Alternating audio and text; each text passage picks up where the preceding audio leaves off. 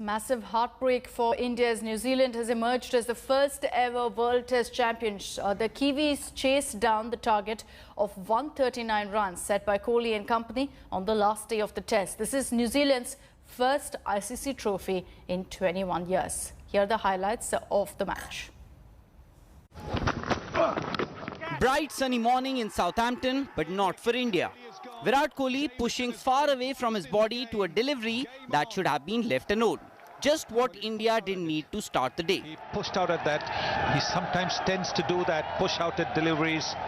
Pujara needed to come up with nothing unusual by his standards, but somehow he chose to do it differently. The India number 3 poked at a delivery clearly in two minds, and Jamieson had his reward. Outstanding delivery, outstanding spell. Rahane many thought was unlucky, but then what matters is that New Zealand had dismissed half of the Indian batting for just 109 runs and a lead of just 77 runs. Oh wow, horrible way to get out.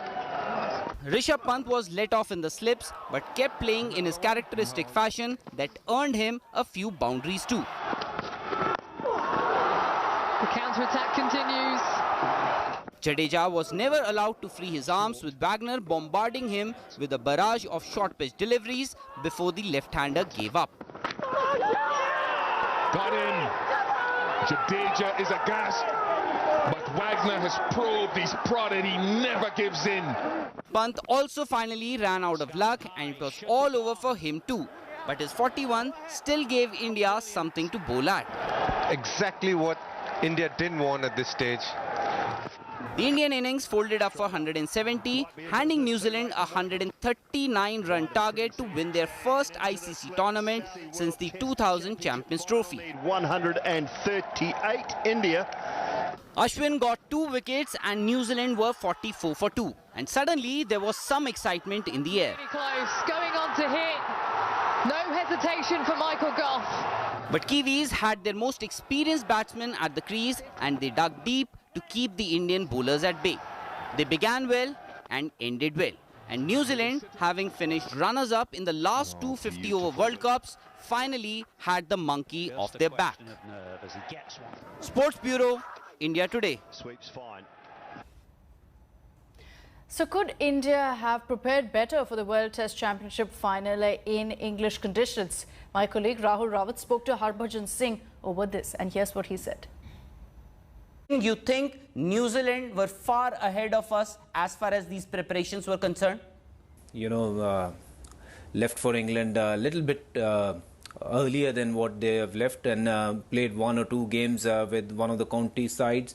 You know, that was going to help them, but that unfortunately didn't happen because nobody was sure what is going to happen, whether, you know, IPL dates were going to be announced, when this is happening. So, but, you know, it was a big final, which obviously India would have liked to win it and to become this championship of test match championship, but unfortunately that didn't happen. And of course now we sit back and see there are a lot of reasons we can find, you know, Indian team not going there early, not playing any practice match with any of the county side.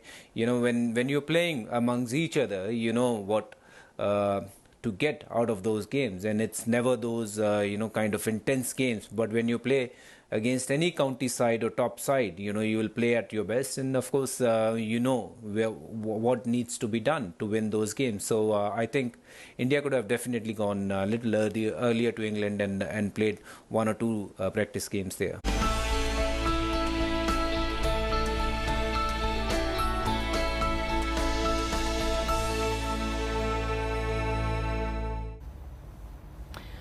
And the big story that we're tracking this Thursday morning, the Modi government is going to attempt to end the political deadlock in Jammu and Kashmir. Prime Minister Narendra Modi is going to be meeting with Jammu and Kashmir leaders for the first time since the abrogation of Article 370. This meeting will be happening at 3 p.m. today in Delhi.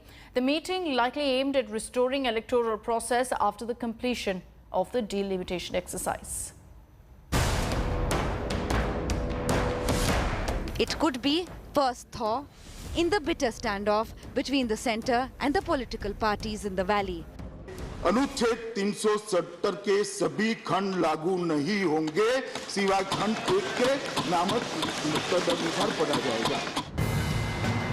For the first time after the dramatic steps taken in 2019, the warring Kashmir parties will sit across the table at a meeting called by the Prime Minister on Thursday. The decision by 4 former Chief Ministers, Farooq, Mehbooba, Omar and Ghulam Nabi Azad, to hold a dialogue with the Prime Minister has given a glimmer of hope on Jammu Kashmir's future. The Prime Minister's all-party meeting is likely to focus on the delimitation exercise in Jammu and Kashmir, but it will also give the Gupkar Alliance an opportunity to put forth its demands. Prime minister से मिलने जा रहे हैं, जो मुल्क के prime minister हैं, naturally पूरे खुले मन से जा रहे हैं। हमें उम्मीद है कि हम अपने जो मौक़िफ़ है उसको वहाँ पे वज़ीर आज़म साहब और होम मिनिस्टर साहब के सामने रखें। The Jammu-based leadership too expects to gain, although there is a feeling that the Prime Minister's meeting has a more valley-focused agenda. बिल्कुल हम कहते हैं कि ये अदर देन पॉलिटिकल पार्टीज, इस तरह के ग्रुप जो ऑलरेडी गवर्नमेंट ऑफ इंडिया जिनको किसी न मुख्तलिफ रूप में कंसल्ट करती रही है, ऑन बोर्ड लेती रही है, और उनकी बड़ी बात भारतीय जनता पार्टी वोट लेने के लिए तो करती थी, तो उनको सुना जाना चाहिए था, जिस तरह से round table conference Congress party करती आई है। एक मन से, एक भाव से, समभाव से आ रहे हैं और सभी इस बैठक का हिस्सा बनेंगे, अपना अपना पक्ष रखेंगे। Thursday's all-party huddle is the first major political outreach by Prime Minister Modi after the scrapping of Article 370 and splitting of the state into 2 union territories. वज़ीर आज़म साहब, अगर कोई रास्ता है कि लोगों की उमंगों को, जो लोगों को ठेस लगी है 5 अगस्त 2019 को, अगर उसको किसी तरीके से उनके उन जज्बात और एहसासात को थोड़ा सा मलहम हो जाए, वो देखा जाए, वो हमारी स्टेटहुड जो सबसे पुरानी रियासत थी इस मुल्क में, उसे बहाल किया जाए, हमारे डेमोक्रेटिक इंस्टीट्यूशंस को इमीडिएटली डेमोक्रेसी वहाँ बहाल की जाए, इलेक्शंस हों। What is clear is that the meeting is aimed at resuming the electoral process in Jammu and Kashmir after the completion of delimitation exercises. It's also an effort to remove the trust deficit between the Valley and New Delhi. But the road to peace and stability is full of challenges. While the level of violence has reduced in Kashmir, incidents of terror continue almost on daily basis in the valley, with policemen and citizens coming under attack. Still, from Srinagar to Jammu to Delhi, all eyes will be on the Prime Minister's meeting. Can it be the icebreaker that Jammu and Kashmir desperately needs? That's the big question. Bureau Report, India Today.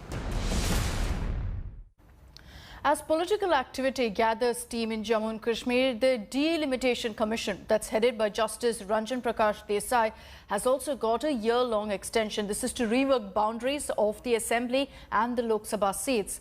The Commission has shot off a letter to all district collectors for more information on issues like population density, on terrain and topography. The perception in Jammu is that it plays second fiddle to Kashmir. Will delimitation actually change that dynamic? And exactly what is delimitation? What will it achieve? We break all of that down in this report. Political leaders in Jammu and Kashmir hold consultations ahead of their meeting with Prime Minister Narendra Modi in Delhi on the 24th of June. There is a buzz in the air about restoration of political activity. Beyond the optics, there is a detailed delimitation exercise currently underway, which is expected to pave the way for elections in Jammu and Kashmir. The Delimitation Commission was set up on the 6th of March 2020 after the Jammu and Kashmir Reorganisation Act 2019 was passed in Parliament on the 5th of August 2019. On Independence Day, Prime Minister Narendra Modi spoke of the delimitation exercise and the road ahead. Jammu Kashmir में delimitation की प्रक्रिया चल रही है। Supreme court के निवृत्त न्यायमूर्ति के नेतृत्व में डिलिमिटेशन का काम चल रहा है। भविष्य में वहां चुनाव हो, जम्मू कश्मीर के एमएलए हो, जम्मू कश्मीर के मंत्रीगण हो, जम्मू कश्मीर के मुख्यमंत्रीगण हो, नई ऊर्जा के साथ विकास के मार्ग पर आगे बढ़े, इसके लिए देश प्रतिबद्ध भी है और प्रयासरत भी है। The Delimitation Commission is headed by Justice Ranjana Prakash Desai, a former Justice of the Supreme Court of India. The election commissioners in Delhi and in the Union Territory of Jammu and Kashmir are its ex officio members. It also has 5 associate members, including Dr. Jitendra Singh, Jugal Kishore Sharma, Farooq Abdullah, Muhammad Akbar Lone, and Hasnain Masoodi. The task of the Delimitation Commission is redrawing boundaries of Jammu and Kashmir on the basis of the last census for Assembly and Lok Sabha elections. Before the Reorganization Act of Jammu and Kashmir 2019, the Assembly in the erstwhile state had 87 seats, 46 in Kashmir, 37 in Jammu and 4 in Ladakh. Of course, apart from 24 in Pakistan-occupied Kashmir. After the reorganization, the plan is to have 114 seats with more balanced representation, which has in the past led to tension, with Jammu complaining of being underrepresented and playing second fiddle to Kashmir. Ladakh now is a separate union territory.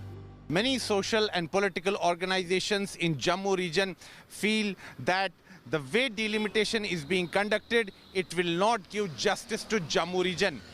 They say that this delimitation is being conducted as per 2011 census, which they feel was a fudged one. The BJP, on the other hand, has promised that there will be no compromise on the issues of Jammu, and delimitation will be done in a way so that Jammu gets justice and the total number of seats of Jammu in J&K Assembly increase. It is the strategic necessity of the Union of India as well to contain terrorism and jihad in Kashmir, and the only way it can be contained is by creating a special state of Jammu Pradesh and dividing Kashmir into 2 union territories. On the 4th of March 2021, the Commission sought a year-long extension, saying due to COVID, they were unable to carry out the task.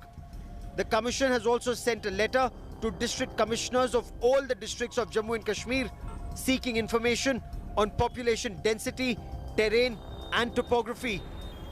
Jammu has sought equal representation on the basis of topography and terrain, while Kashmir wants representation to be limited to population and density.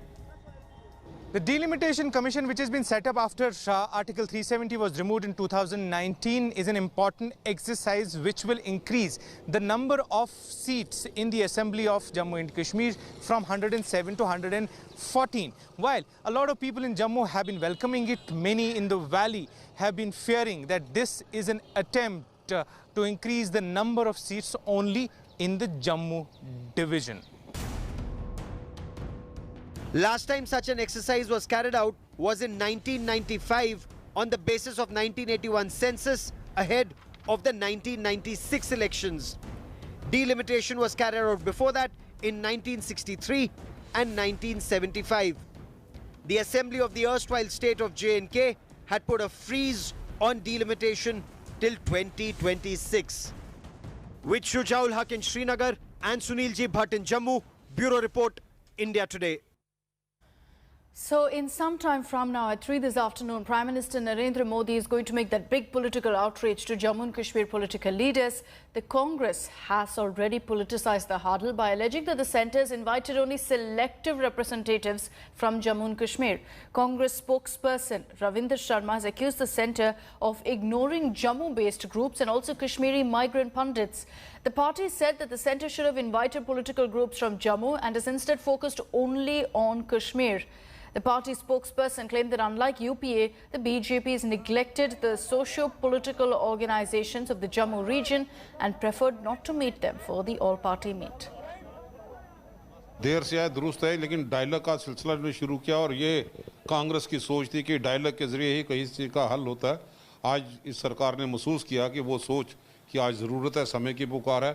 छोटे छोटे भी दल यहाँ पे हो, उनको भी on board लेना चाहिए था और मैं समझता हूँ कि ऑलरेडी देर काफ़ी हो चुकी है। भाजपा की तरफ से जो हमेशा दावे यहाँ पे करती थी, कहीं कहीं टाइफस होती दिखाई दे जा रही है। तो अगर अपनी पार्टी, जिनका जन्म भी थोड़ी देर पहले यहाँ पे हुआ, अगर वो बुलाए जा सकते हैं तो दूसरे लोगों को मन में कोई शंक शुबा ना रहे, उनको भी ऑन बोर्ड लेना चाहिए। देखिए, बिल्कुल दुरुस्त बात है कि जब आप पॉलिटिकल पार्टी से बात करने जा रहे हैं, आपने बड़े अरसे के बाद इनिशिएटिव अगर लिया है, तो वो तमाम राजनीतिक दल जो कि राजनीतिक दल हैं, रिकॉग्नाइज्ड रजिस्टर्ड पार्टीज हैं, नेशनल पार्टीज भी कई जो हैं जिनका ज़्यादा आधार जम्मू में है, उनको छोड़ा गया, क्योंकि भारतीय जनता पार्टी नहीं चाहती कि जम्मू से और कोई रिप्रेजेंट करे। That's a story we'll be tracking very closely here on India Today through the day. Let's focus now on another news break that's coming in. Heat on top Indian designers, the likes of Sabyasachi Mukherjee, Manish Malhotra and Ritu Kumar. This after the Enforcement Directorate summoned the three with regards to an illegal transaction case. It's alleged that a Punjab MLA illegally paid lakhs in cash to the three fashion designers. They came under the lens after it was found that they provided clothes for a wedding which was organized by the Punjab MLA a few years back. India Today has learnt that the Enforcement Directorate has summoned these three top designers now to their Delhi office. The Delta Plus variant is spreading now in India. So far, 40 infections have been detected. Maharashtra has reported the most cases so far.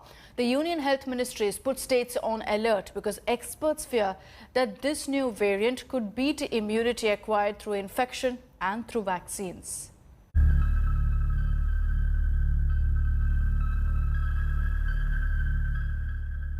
Delta Plus, a mutated form of the Delta variant that wreaked havoc across India, is now a variant of concern.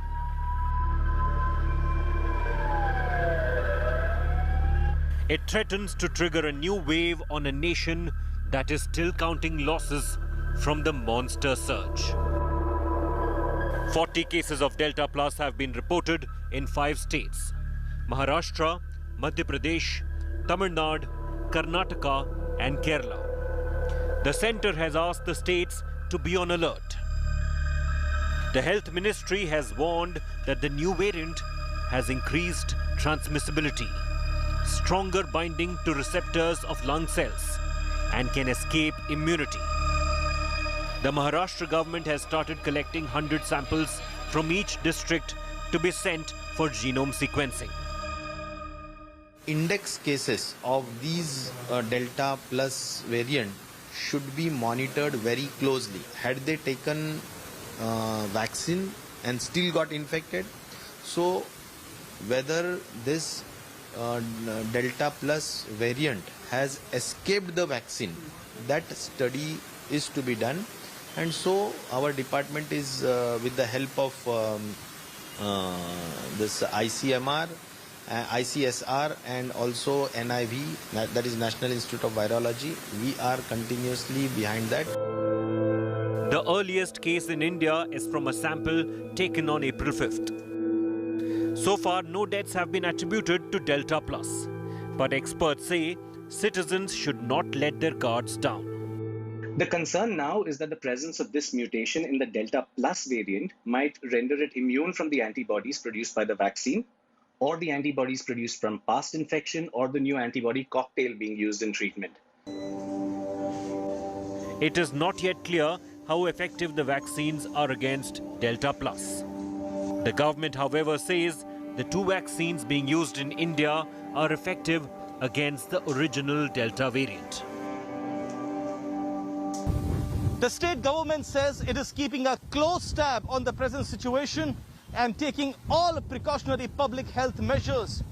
For a state like Maharashtra that has been badly impacted during the pandemic, this is yet another crisis. With camera person Samir Shanbag, this is Pankaj Upadhyay in Mumbai, reporting for India Today.